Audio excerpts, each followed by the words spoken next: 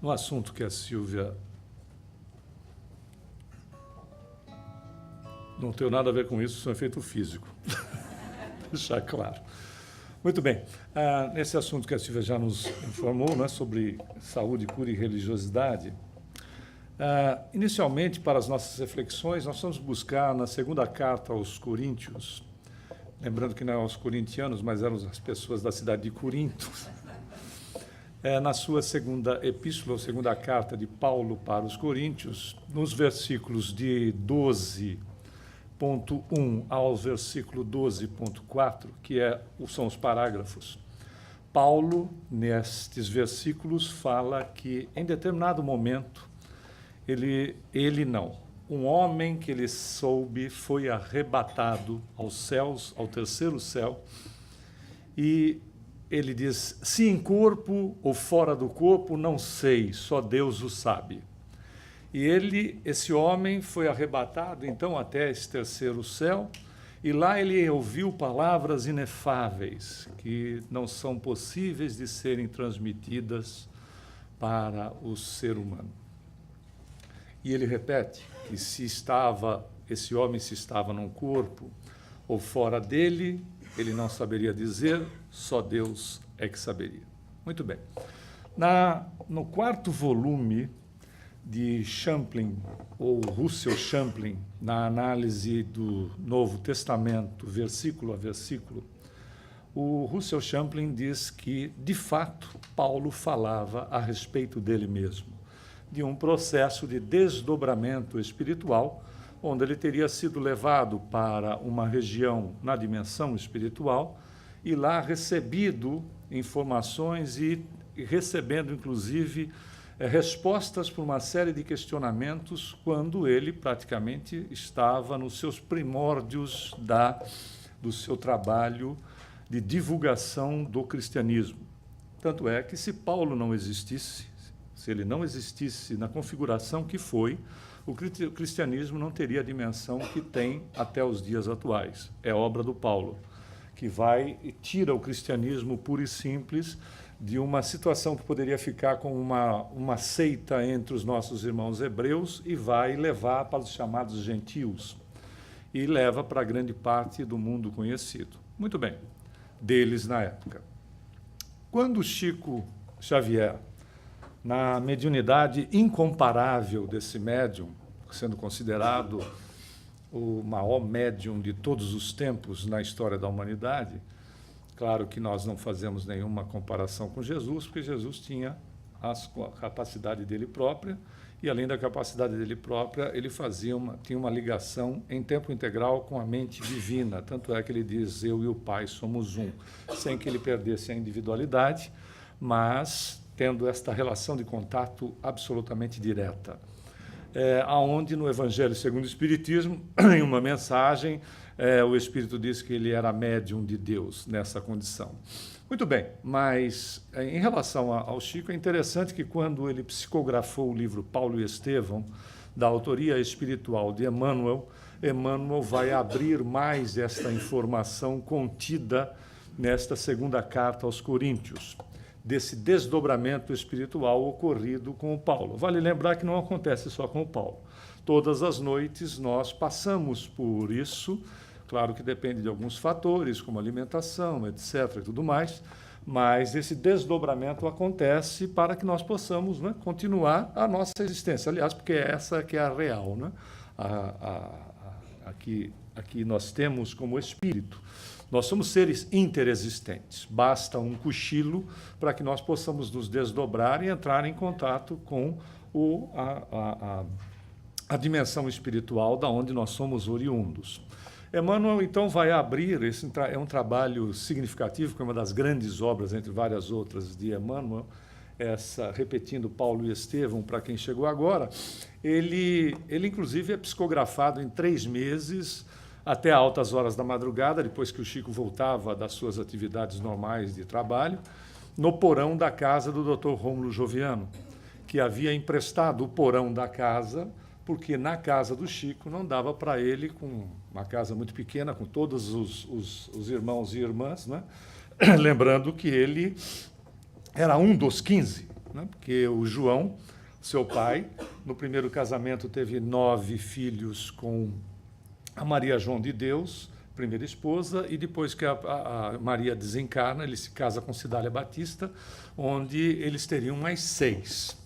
Isso porque o João vendia bilhete de loteria federal. Imagina se ele ficasse mais tempo em casa. Né? Poderia ser dobrado. Então não tinha como ele psicografar dentro de casa, principalmente até de madrugada. E o doutor Rômulo Joviano, que era chefe dele na Fazenda Modelos, emprestou para ele o porão da casa, que em 3 meses ele psicografou na companhia de um sapo, que era a única companhia que ele tinha. Quando ele chegava para abrir o porão, o sapo já estava esperando na porta. Ele abria, o sapo entrava, ficava num cantinho. Quando ele terminava a psicografia, o sapo saía junto com ele. E ele nunca mais viu o sapo depois que ele deu o ponto final na psicografia deste livro.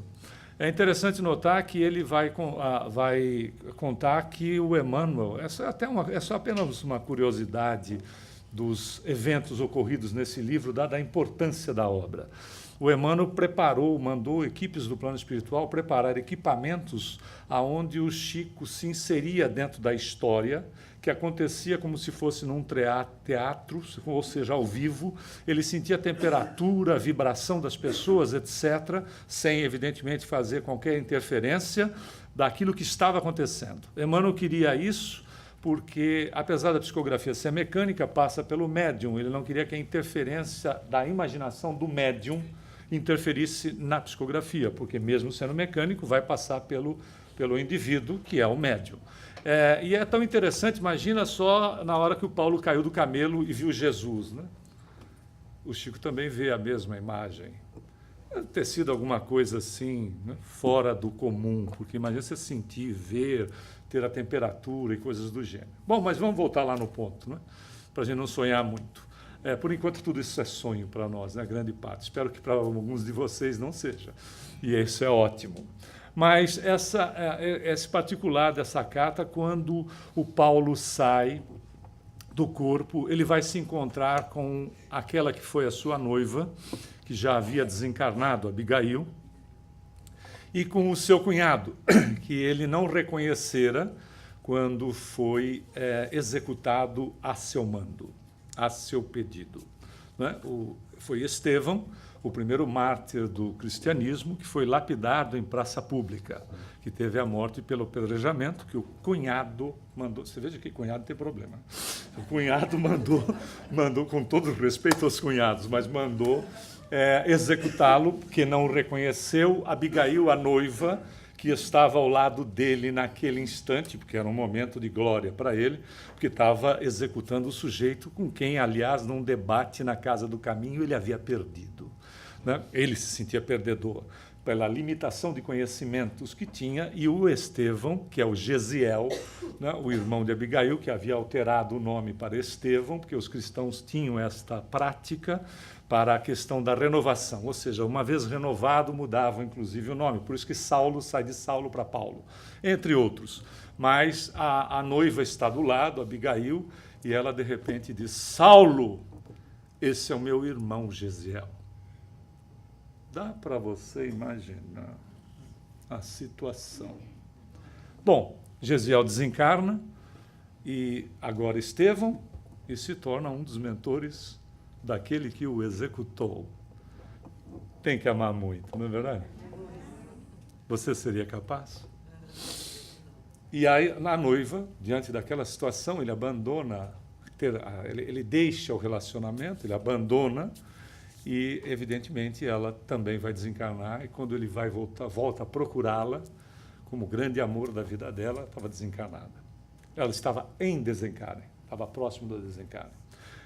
Muito bem, e ele, nesse desdobramento, ele se encontra com ambos. E Abigail, entre as respostas que Estevão vai dar para ele, orientações, etc., Abigail fala 4 palavrinhas para ele, que se tornou, até no meio espírita, o lema de Abigail, desta obra. Porque ela não fala para o Paulo, ela fala para todos nós. Ela diz para o Paulo: Paulo, ama, trabalha, espera e perdoa. Ama porque Quando você, eu, nós amamos, procuramos exercitar o amor, que é potencial divino em nós, nós estamos relacionados com o cosmos, sendo sustentados conscientemente por ele. Ou seja, somos frutos do amor e o amor é o alimento da criatura. Por isso que quando você ama, não estou falando de paixão, não é? Porque paixão é a explosão química no cérebro, que em 24, 36 meses há a normalização de natureza química e a paixão faz isso, sai do fogo para a água. Né? É por isso que, se você ama, é diferente. Claro, a paixão é útil, porque ela faz a aproximação entre nós, senão a nossa raça já teria desaparecido. Então, o fato é que o amor, somos frutos do amor, e quando nós o exercemos, nós nos sentimos o bem que nos faz, a alegria de viver. Não é assim? Porque somos alimentados por ele. Seremos um dia alimentados pela luz, do jeito que nós somos alimentados pelo amor, como o vegetal faz. Mas é a nossa alimentação, é a sustentação do ser nele mesmo. Trabalha, é o segundo ponto que ela aborda. Porque aquilo que nós estivermos fazendo no bem, no nosso trabalho do dia a dia, se eu estou fazendo uma atividade no lar, se eu estou fazendo uma atividade fora do lar, não é a mera transação financeira que tem que estar envolvido. Tem que haver o meu sentimento de que o que eu estou fazendo é bom para mim, mas é bom para os outros. É bom para a sociedade que eu chamo de família e é bom para a sociedade a qual eu sirvo. Todo trabalho no bem, por isso que Emmanuel vai dizer numa das suas frases luminares, ele diz assim, todo bem que fizeres será o teu advogado em toda parte. Ou seja, todo trabalho terá sempre um resultado desde que ele tenha esta positividade, esse gostar, esse amor naquilo que se faz. Não importa o que esteja sendo feito. Se eu vou trocar a fralda do bebê ou se eu estou como um presidente de uma empresa, o importante é que eu tenha o sentimento positivo naquilo que eu esteja fazendo, que eu goste daquilo que eu esteja fazendo, porque este é o benefício. Espera é a terceira, ou seja, a paciência, porque todo aquele que investe no amor, que trabalha pelo bem, não só seu, mas do semelhante, terá o resultado disso em qualquer momento da sua existência. Todo aquele que insiste nas suas atividades no bem e espera, essa paciência não é um processo de comodismo, porque o indivíduo que está aguardando, que é um indivíduo que é paciente, ele continua agindo para que toda a energia continue circulando. E, finalmente, ele perdoa. Por que perdoa? Porque o perdão nos liberta do passado. O perdão nos liberta de nós mesmos. O perdão nos coloca numa atividade oxigenada no presente, para que a gente viva o presente com intensidade e possa, obviamente, influenciar para a construção do futuro. Aquele que não perdoa vive restrito na condição do momento, da situação, do problema ocorrido, seja para com ele ou dele para com o outro. É liberdade. E teríamos, assim, a petulância, o atrevimento de acrescentar um quinto. Sejamos gratos por tudo, que não é palavra de Abigail. Porque, uma vez agradecidos na nossa existência, pelo simples fato de existir em si, já seria o suficiente. Querem ver? Quantas pessoas que, por vezes, nós não temos o conhecimento em matéria de relacionamento direto, mas temos o conhecimento através das estatísticas, não mais abriram os olhos neste plano hoje. Não é? Por isso que Emmanuel diz o seguinte, olha como a gratidão é algo que precisa estar presente na nossa existência a todo momento. Ele diz, quando nós despertamos pela manhã, é Deus de novo que renova a sua confiança, o Criador renovando a confiança na criatura, pela importância que a criatura tem para ele no momento atual onde ela se encontra. Porque se você, nós não fôssemos importantes para o Criador nesse instante, nós não estaríamos mais aqui. Não é? Porque para reencarnar precisa daquela parafernália toda, de fazer programação, etc, etc, etc. Para desencarnar... mas ele estava tão bem, então desencarnou bem. Estava bem, desencarnou bem. Não é assim? Simples, fácil, rápido, objetivo. Para reencarnar, não. Percebeu o que é, então, na nossa proposta religiosidade com esses 4 itens do que Abigail fala, ou é o lema de Abigail? Ama, trabalha, espera e perdoa. Isso é religiosidade. Se você exerce essas situações, está indo para trás aqui a coisa. Vamos ver agora. Deus é Pai.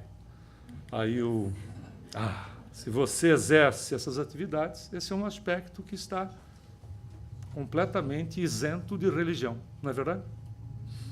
Claro que a religião alavanca a gente, é uma ferramenta momentânea que nos alavanca. Mas Jesus vai nos dizer o seguinte, que um só rebanho, um só pastor. Ele está dizendo que vai haver uma única religião no mundo? Não.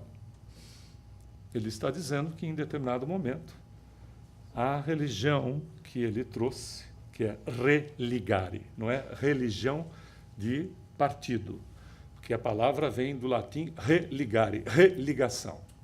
Ou seja, qual era a doutrina do Cristo? A do amor. Um dia, todos nós amaremos do mesmo jeito que você está fazendo agora, sem ter que dar comando inteligente para aquilo que você está fazendo. Por exemplo, você está piscando sem dar comando inteligente, mas passou a perceber agora que eu te falei. Não é verdade? Você está respirando sem dar comando inteligente, mas passou a perceber agora porque eu te falei. Um dia nós vamos amar assim.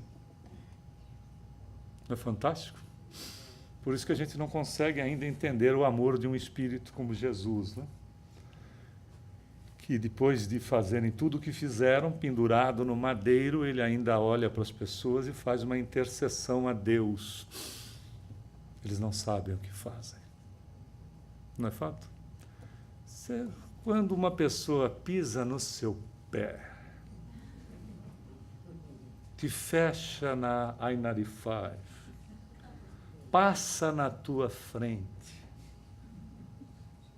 Você imagina as pessoas jogando dados nas suas roupas para disputar o seu manto, você pendurado numa cruz pela ignorância delas, sendo alvo de chacota, que passaram por eles assim, você não é o Salvador, então salva-te a ti mesmo e desce da cruz. Sendo alvo de chacota, e aí você faz uma intercessão a Deus em favor dessas criaturas. Na I-95, Senhor, ele não sabe o que faz. Não é verdade? Principalmente esses, inclusive, que às vezes fazem com uma gesticulação desagradável. Ele não sabe o que faz. Mas tem uma coisa. Tem um detalhe, quando te chamarem de algo, fizerem alguma insinuação a você,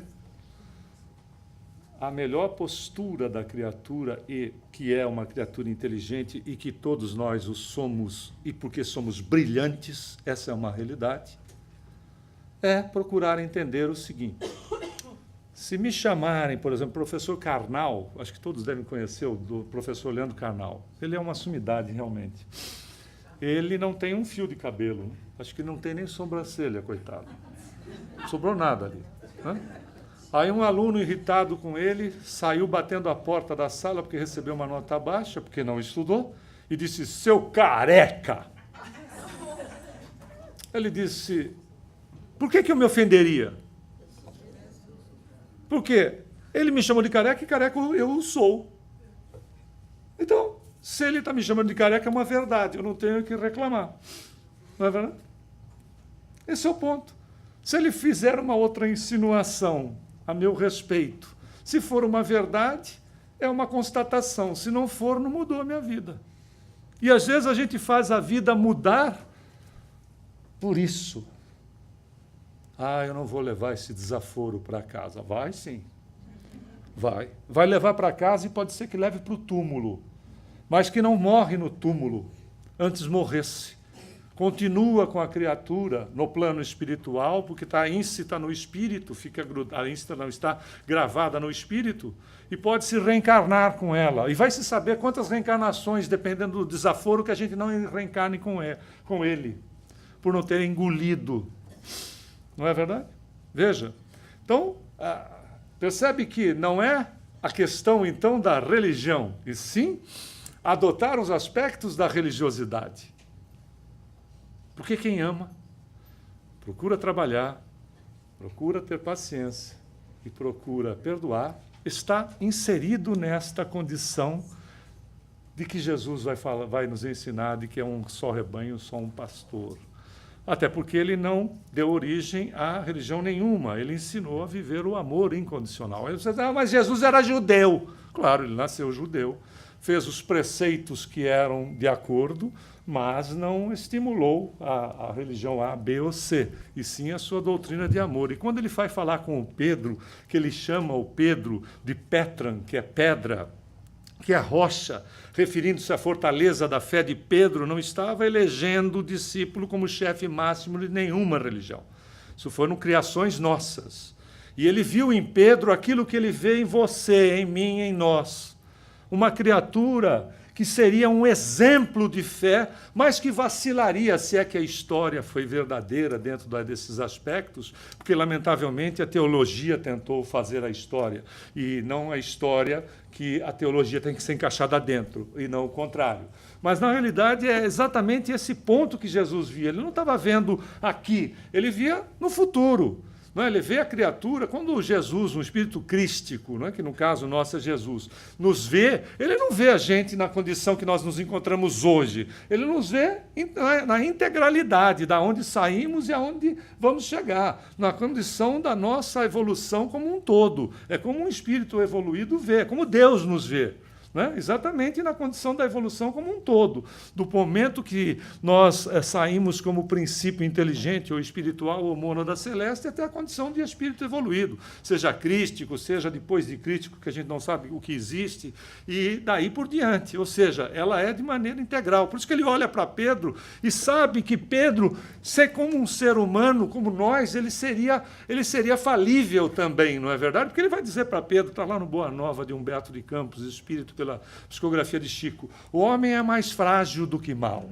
Ele vai saber que o Pedro estaria fragilizado no momento em que ele é preso e o cara diz assim, o pessoal diz assim, você não estava com ele? Ele disse, eu?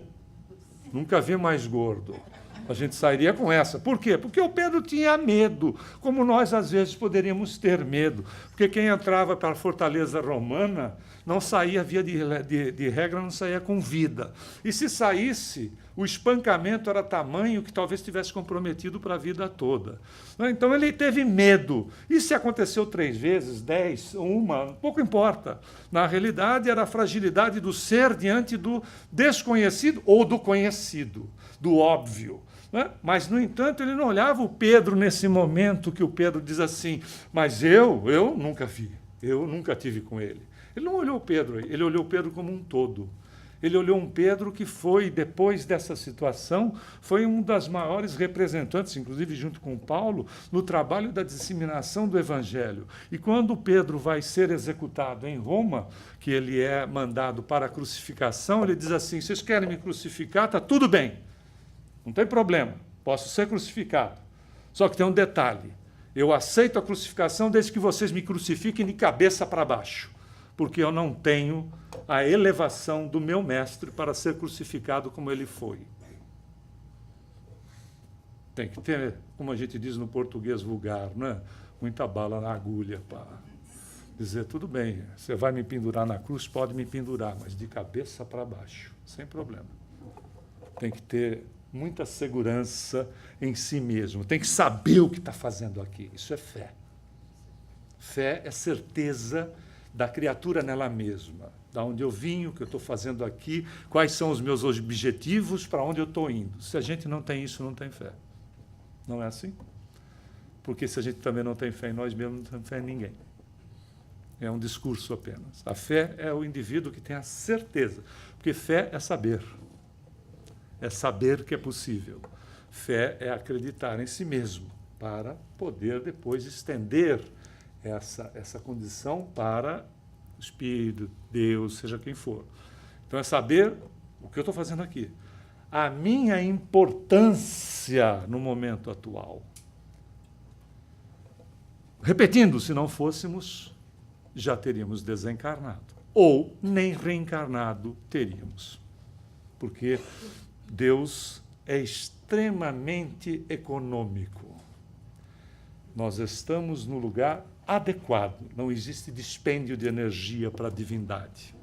A gente costuma gastar energia com bobagens e desencarna, conforme diz André Luiz, muito tempo antes da hora. E é grande esse número, que se desgasta, ou seja, vai, não é, abatendo-se nele mesmo, fazendo com que a energia vital vá se desgastando em maior intensidade, por situações que às vezes sequer possam acontecer, como pré-ocupações, por exemplo, que sequer podem acontecer. E o indivíduo desencarna muito tempo antes da hora. Nos referindo, como fazemos sempre, rotineiramente, à mensagem de Humberto de Campos no livro Cartas e Crônicas, cujo título é Belarmino Bicas, que desencarnou 22 anos antes por ser apenas mal-humorado. Coisa que você não deve ser, principalmente de manhã, quando você acorda. Não fala comigo porque de manhã eu sou um bicho. Tá bom, é o bicho que vai desencarnar mais cedo. É respeitável, não é fantástico? É respeitável. Por isso que, né, não é agora, não é hoje, é esse investimento em nós mesmos. É amar, trabalhar, esperar, porque sabe que o resultado para quem continua fazendo vai acontecer, e é perdoar. Por isso que os espíritos superiores nos veem como um todo, nunca só por uma situação. Querem ver? Se você aprontar alguma, né, por um momento, seja ele qual for, nós podemos parar na barra da corte, lá do tribunal, e sermos, de repente, penalizados por uma situação. Porque tudo aquilo que você foi até hoje vai ser levado em consideração, vírgula, depende. Não é verdade? Vírgula, depende. Para Deus, não. Para quem te ama integralmente, é como a sua mãe. Eu trabalhei 12 anos, muita gente já sabe, 12 anos na penitenciária do Carandiru. Não na detenção, na penitenciária. Aí eu fazia palestras lá, espíritas, nos dias que são designados para as religiões. O ponto é, quem estava lá fora? Eram as mães. Porque podia ser que aquele indivíduo lá dentro fosse um dos indivíduos mais desequilibrados que você pudesse conhecer. Mas, para ela, é o filho. E, às vezes, não é incomum as mães, junto a juízes, promotores, dizerem: eu sei que o meu filho se equivocou, que o meu filho errou, mas seja brando com ele. É o amor, não é verdade? É exatamente esse aspecto. O Senhor, que nos ama integralmente, nos olha como um todo. Por isso que o investimento é integral. E os equívocos nossos são, claro, devidamente educados, corrigidos, sem punição, por momentos que acabam nos educando como seres que somos. Então, ele não vai instituir uma religião, nem duvida da condição de Pedro. Ele sabe que, sobre o Pedro, ele diz: eu vou construir a minha eclésia, sobre a fortaleza moral, ética desse discípulo, que significa a assembleia, ou seja, os exemplos. Até porque quem quis acreditar em religião do jeito que acreditaram, sem crítica a qualquer uma delas, não foi assim também com o geocentrismo? não se acreditou que tudo girava em torno da Terra, quando teve alguém que disse assim, não é assim não, é o heliocentrismo, as coisas, né, os nossos sisteminhas giram em torno do Sol. E deu uma zebra, porque esse pobre coitado aqui ficou de 1663 a 1992, exatos 359 anos, excomungado. Ele foi excomungado em 1663, foi parar no plano espiritual excomungado, continuou excomungado, se reencarnou de novo, e só em 1992 que o Papa João Paulo II tirou a excomunhão do cara. Porque até então, está excomungado, está. E para não ir para a fogueira, chegaram para o cidadão e disseram assim, você tem duas opções.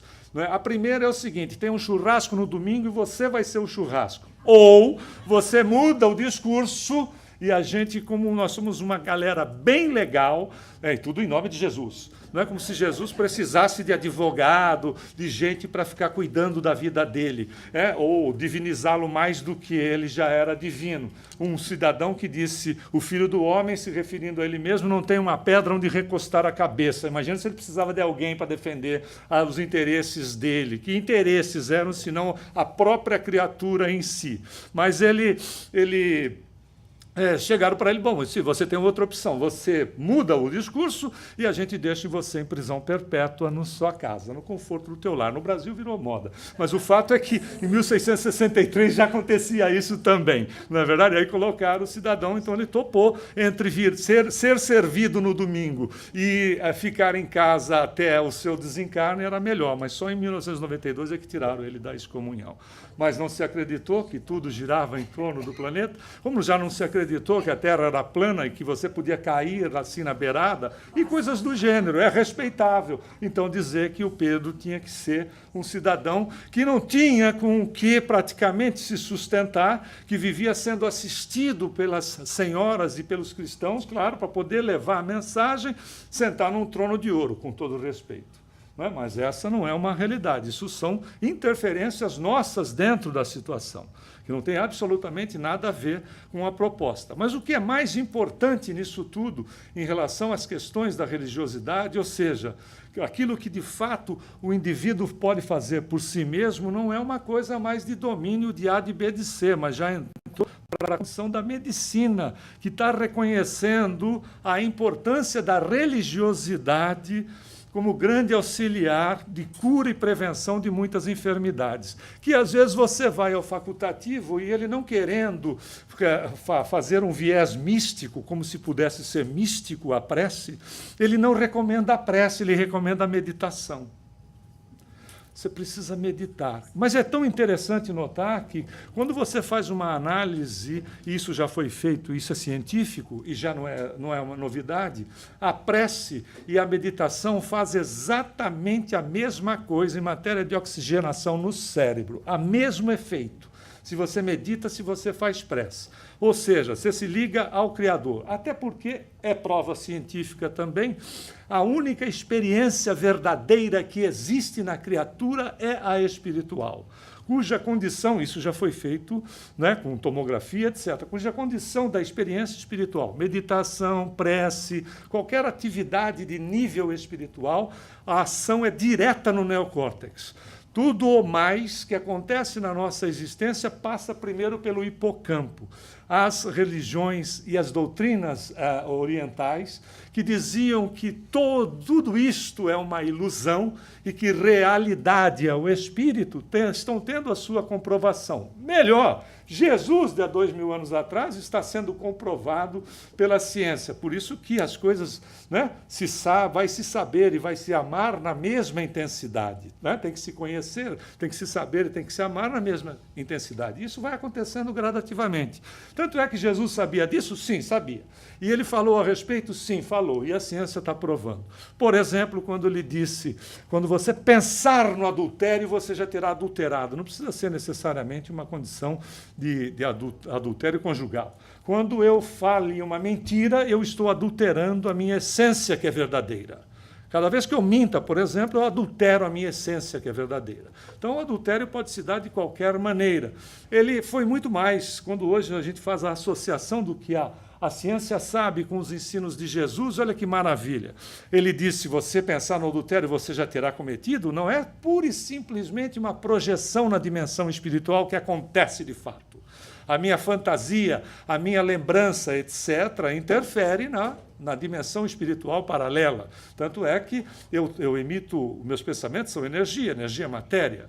Se, dependendo do que eu emita, eu monto formas de pensamento. E enquanto fico no desejo daquela situação, aquilo se move. E clarividentes que não têm experiência, às vezes dizem assim, estou vendo o espírito do teu lado, quando na verdade é uma forma de pensamento. Mas o fato é que a coisa é muito mais interessante cientificamente falando. Por quê? A gente foi lá na cantina e hoje tinha aquela coisa estava lá, que aquilo é uma coisa, que parece um alien, que aquilo se chama pudim de leite condensado.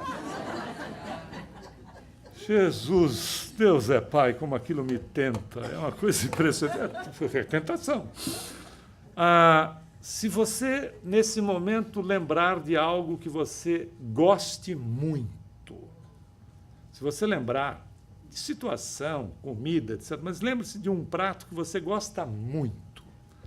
Se você lembrar, saiba de uma coisa, o seu cérebro, isso é científico, não sabe se você comeu ou se é pura e simplesmente a sua imaginação, a sua recordação. A fantasia que a gente faz, a recordação que a gente faz e o que a gente vive, de fato, o cérebro, acho que é tudo a mesma coisa. Não é fantástico? A diferença é que se você lembrou do pudim, você comeu e não levou as calorias. Mas para o cérebro, você comeu. Pronto. Você comeu. Você lembrou, por exemplo, eu gosto de brigadeiro. Você lembra de um brigadeiro, assim, às vezes saliva, não é isso? Se for o caso, né? Para o cérebro, você comeu o brigadeiro. Ponto. Não existe distinção. Por isso que, olha as doutrinas orientais dizendo assim, tudo isso é uma ilusão. O cérebro nos trai, nos engana. Não é? E é o que acaba acontecendo. Jesus sabia disso? Sabia. Quando ele disse, se você pensar no adultério, ele não estava falando só de montar na dimensão espiritual. Ele estava falando da condição do cérebro. Se você pensar, o seu cérebro registra como ocorrido. Quer dizer que aquelas fantasias que eu fiz com o Brad Pitt ou com a Angelina Jolie, o cérebro achou que é verdade? É. E qual é a minha responsabilidade nisso? Toda. Por quê? Porque você tinha que vigiar os pensamentos. Admirar o belo é da criatura, porque nós temos o belo em nós como essência. Então, admirar o belo faz bem. Faz ou não faz? Você vê algo bonito, você se identifica com o belo, porque é a sua beleza que você projeta. Se a gente não acha nada bonito, a gente tem um problema, que não é só passe que resolve. De repente, terapia, psiquiatria, etc., ajuda muito. Se a gente não consegue ver nada de belo no mundo, nem a nós mesmos, que são a maior criação, a maior beleza da criação, é você, sou eu, somos nós, sim ou não? Às vezes a gente dá assim uma olhada, assim, nossa, está ruim, mas de perfil até que dá para o gasto. Né? Você sempre dá uma ajeitada na situação, não é verdade? E sabendo que reencarnação é isso. Na próxima existência eu venho com o maior topete do Elvis Presley. Pronto, mas vai ter que deixar para a próxima. Mas é tudo uma questão muito curta entre esta e a próxima. Eu já queimei mais da metade da minha. Então não perca o seu tempo, de repente, gastando ele, queimando ele em coisas que não são tão úteis assim, não é verdade? E nós, como espíritas que somos, nós não somos privilegiados, nós temos mais responsabilidade. A gente já sabe disso tudo, não sabe? O André Luiz traz essa configuração que doutrinas orientais têm com maior divisão de corpos, etc., pouco importa. Ele fala do espírito, o corpo mental, o perispírito, o duplo etérico e o corpo físico. Quando a gente desencarna, por exemplo, a gente deixa esses dois aqui, não é? Mas os outros seguem conosco, tudo mais, e o que a gente pensa, a gente executa da lá para cá. Por isso que Jesus disse assim, vá e não erres mais, para que não te suceda coisa pior. É uma recomendação que ele fazia para nós, para o espírito, para a essência, porque toda a enfermidade vem daqui para cá. Não só, pode ir também daqui para lá, porque é aquilo que a gente vai implementando em nós nessa existência, e por vezes tendo conhecimento, mas sendo teimoso e teimosa, a gente também implementa determinadas enfermidades, não é verdade? Tipo assim, eu não vou te perdoar, porque eu não vou te dar o meu bracinho a torcer. Muito bem, ok. Carregue mágoas, rancores, raivas, situações dessa natureza, porque elas são ótimas para produzir determinadas enfermidades no organismo. Porque sempre a gente tem um órgão por um dia que está mais fragilizado. Depois você tem que... eu vou reclamar para quem? Para o dono. E quem é o dono? Eu. Sou eu o dono.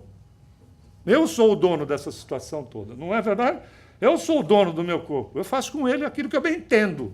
Agora, tendo consciência sobre fazer com que ele sofra, faça-me o favor, não é? Nós temos já muita inteligência para, né, pelo menos se vem daqui para lá, porque às vezes traz algumas coisas como prova e expiação, vamos lá. Mas olha que coisa interessante.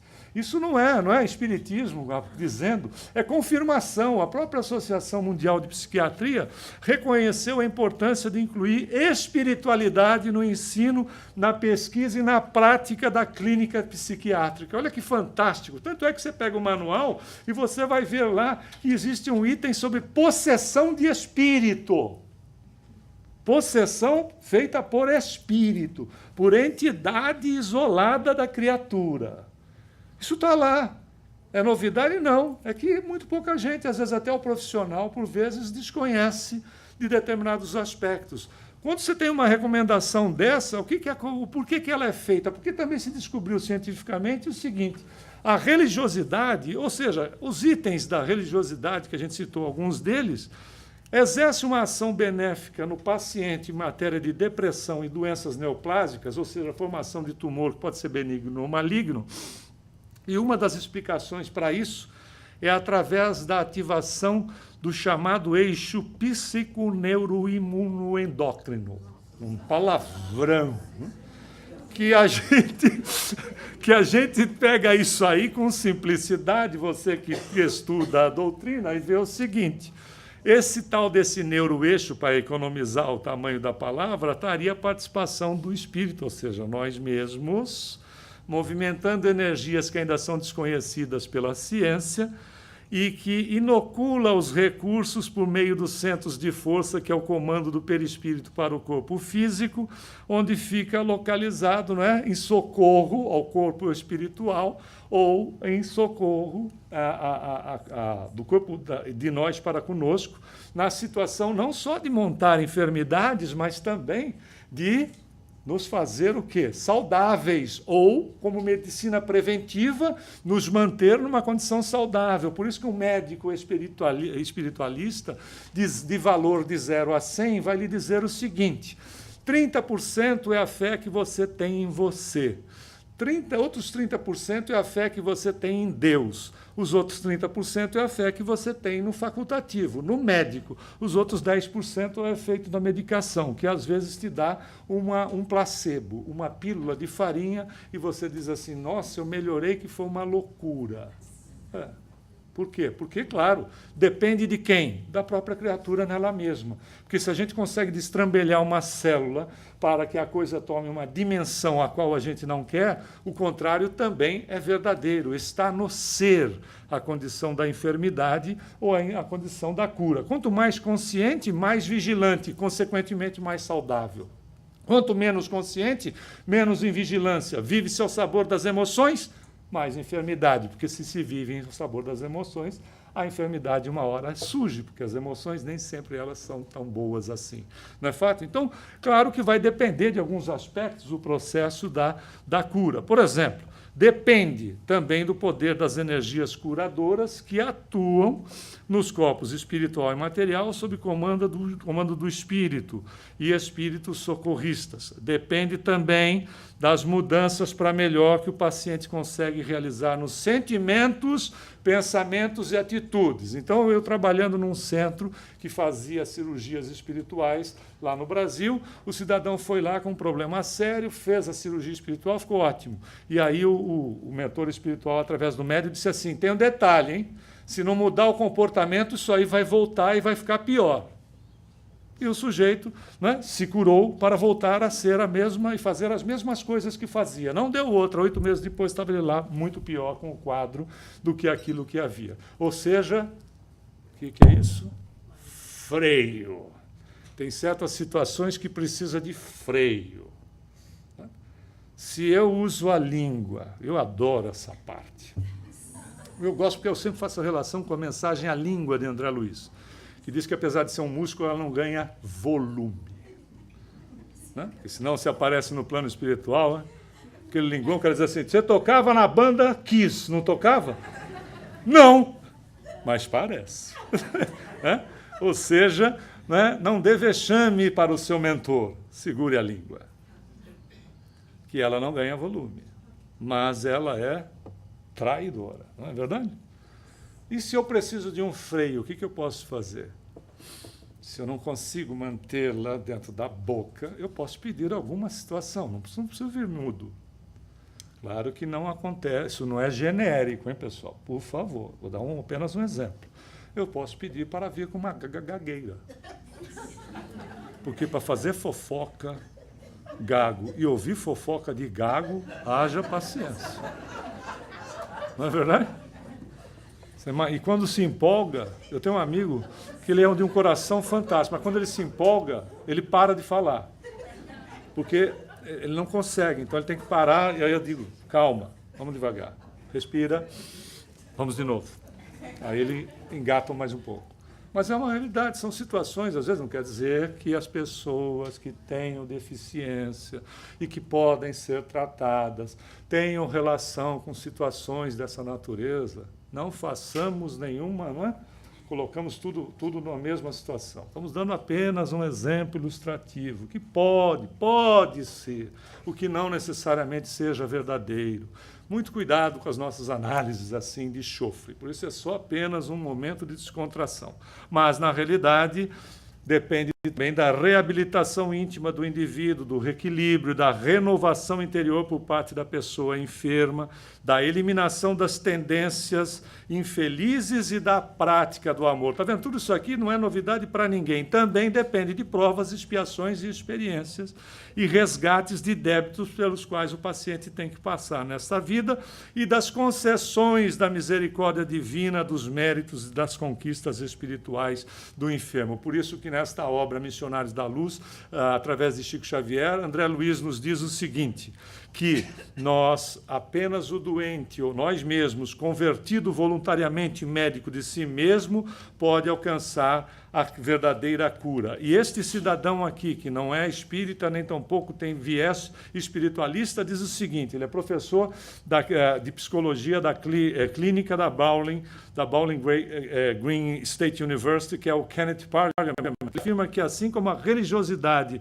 é benéfica para a saúde física e mental, ela pode ser nociva se introduzir o conceito de culpa, de punição na mente da pessoa. Por isso que essa estrutura de que um dia lhe impuseram de culpabilidade, ou que você ou nós nos impusemos, elimine isso. Elimine da sua existência, porque no momento do equívoco, nós não tínhamos a experiência do hoje. O que adianta querer usar de amor para com o semelhante, perdão para com o semelhante, e não buscar primeiro o exercício em si mesmo? Tudo é fake daqui para fora se não for exercido na própria criatura. Se cometemos o equívoco, cometemos por desconhecimento de causa. Não erramos porque a gente quer, a gente erra por desconhecimento. E hoje, sabendo disso, todos esses equívocos e os acertos nos trouxeram até aqui. Foram alicerce que nos trouxeram até aqui. Se fosse importante a gente lembrar, etc., nós teríamos recordação de outras existências. Para quê? Para nos encontrar dentro da família, de repente, saber que fomos a criatura que equivocou aquelas criaturas, fomos pessoas, de repente, que fomos também, por nossa vez, passamos pelos equívocos pelos outros. Para quê?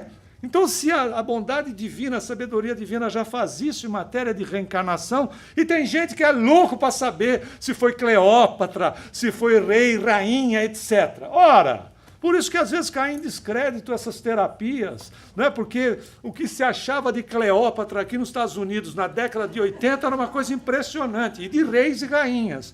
O que adianta? Adianta saber tomar conhecimento de mim mesmo no momento e lembrar de uma coisa, essas questões de pessoas que por vezes querem nos imputar culpabilidade sobre isso ou aquilo, desista disso, porque às vezes o incompetente não faz um esforço para chegar onde você está, puxa você para baixo, para ficar no mesmo nível dele, não é? Porque é muito esforço para chegar onde você chegou. Você sabe o esforço que você fez para chegar até onde você chegou. Então valorize-se, valorize este momento agora. Até porque nós temos que valorizá-lo na gratidão ao Criador, porque a gente só tem o agora. A gente pode tomar passe e sair da câmara de passe, deixando o corpinho lá dentro. Não é? Não vai acontecer hoje, porque a gente desencarna só a partir da segunda-feira.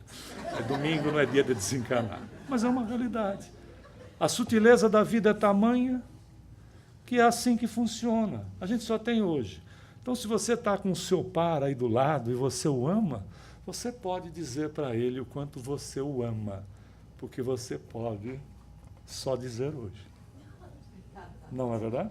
Depois você fica transmitindo através de um médium de psicografia, mas diretamente você só tem o agora.